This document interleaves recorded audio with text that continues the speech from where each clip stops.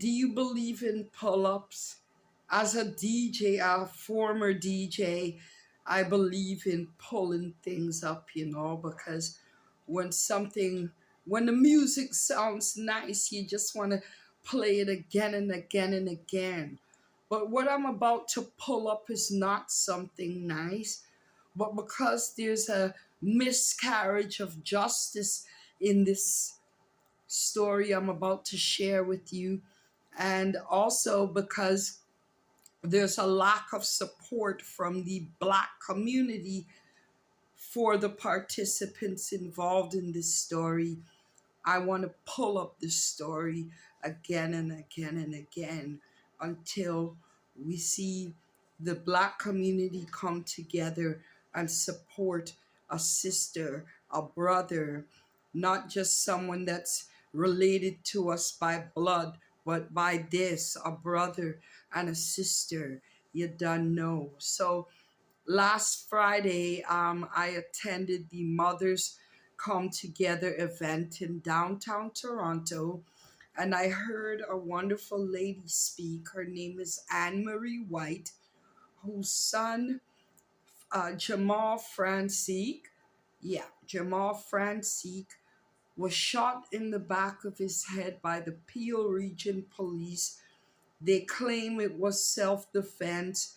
The mother family went through all the steps to, demand justice from a system that's designed to deny our Black community of justice. The OIPRD and the Special Investigations Unit cleared the officer who pulled the trigger that fateful day, January the 7th in 2020, cleared him of any wrongdoing.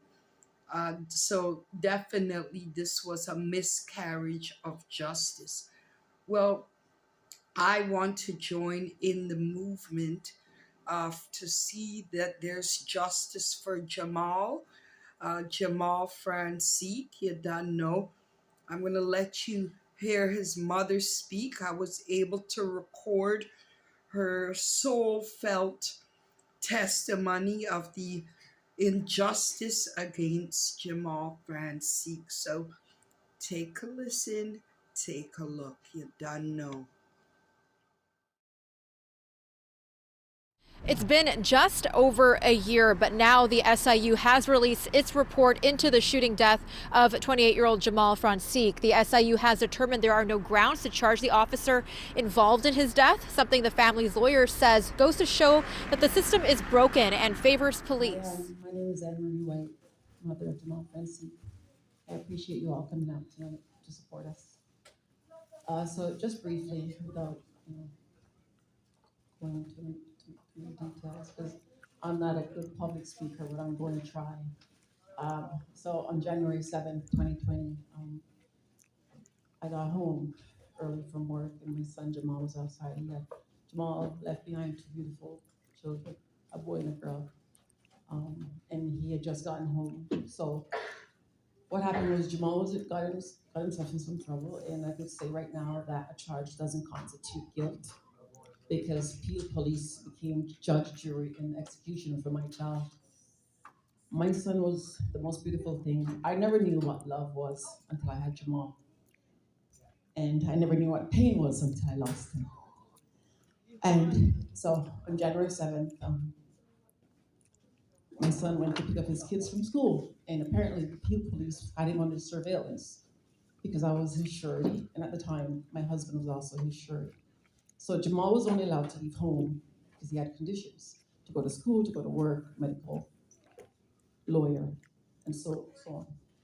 In any case, he's been under surveillance because they assumed he was a drug dealer, right? And with that assumption, on January 7th, they came to get my son, and they saw him outside, and they didn't say anything to him. They waited until it was dark. And so what happened was I got in, Jamal and I were catching up on the day, and he said, Mom, I'm not feeling well.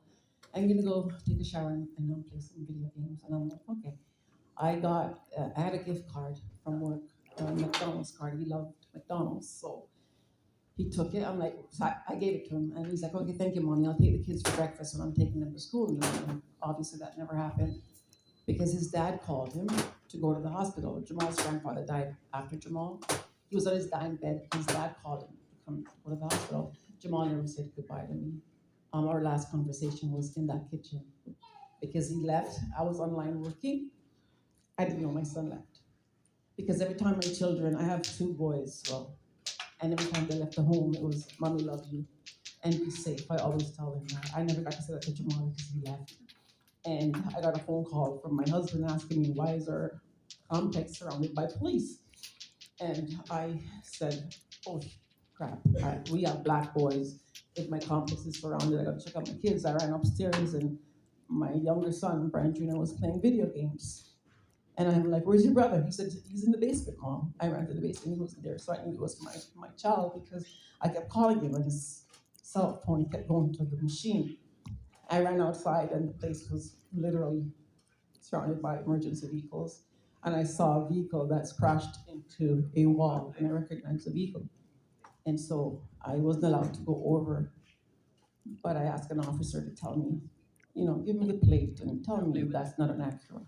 And he came back and he said it is a black Acura. And long story short, my son was shot. The officer claimed that, so they killed my son over a breach of bail because there was no drugs. In the SIU report, they're like, when they realized he wasn't a drug dealer, they decided to get him for a breach of bail because they said a week prior he was seen leaving the home to go to his girlfriend's house. Now I can tell you, a breach of bail, the aggression they came with from my child.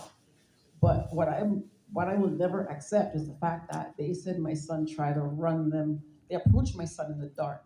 They watched my son walk out of the house with infrared on him, watched him walk to this vehicle, sat in the vehicle, and then they ambushed him basically, undercover cops with guns drawn. And then at the end of the day, he said one of the officers felt his life was in danger. And he fired directly at my son, he said, but my son is shot in the back of his head. And the SIU cleared those officers. And there is so many missing information from that report. Like behind my son, behind the driver, there's a bullet graze in the back door, passenger door. That's the bullet that went hit my son in the back of his head. So he was shot from behind, and I will never stop fighting for his justice. Never. And I'm asking each and every one of you to please support us in this fight. Jamal was my world, and they took him from me. Thank you for listening to my story.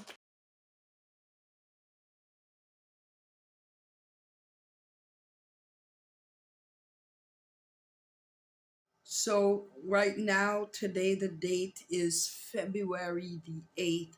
So on April the 11th, I am hoping that I see the community come out and support the Black community with our quest on April the 11th to demand justice for the missing Black teens, justice for families such as Jamal Francique and his mother, Anne Marie White. There's so many stories and ways that the authorities need to know the trauma that has been inflicted on the Black community.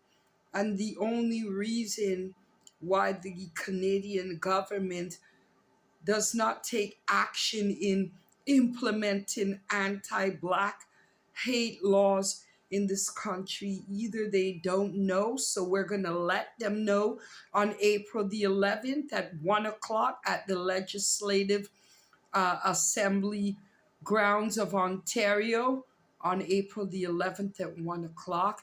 So either they don't know, I'm giving them the shadow of a doubt, or they just don't care.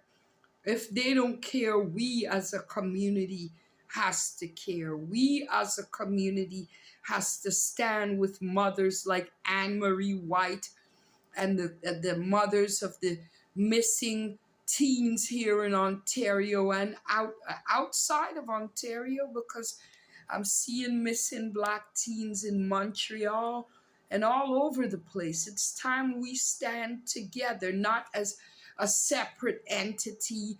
Together we can make a change and we can make a difference. You don't know. April 11th at the Queen's Park at 1 p.m.